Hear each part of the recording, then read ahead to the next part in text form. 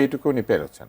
আমি মনে করি তিনি যা করেছেন তার মতো করে করেছেন, আমি এর কোনো সমালোচনা করতে চাই না। কিন্তু যখন নির্বাচন চলে গিয়েছে নির্বাচন কমিশনের হাতে, তখন যদি দেশের সরকার প্রধান বলেন যে সব কিছু পরিকল্পিতভাবে হয়েছে এবং এই পরিকল্পনার মধ্যে তরুণরা একটা দল তৈরি করেছে এবং সেই দল থেকে অনেকে ইলেকশন করবে এবং সেই ইলেকশন থেকে অনেকে পাশ করবে এবং অনেকে পাশ করলে তারা মন্ত্রীও হবে, অনেকে পাশ করবে এই আশাবাদ কেউ ব্যক্ত করতে পারেন, কিন্তু মন্ত্রী যে হবে এইটা কি করে কেউ বলতে পারে?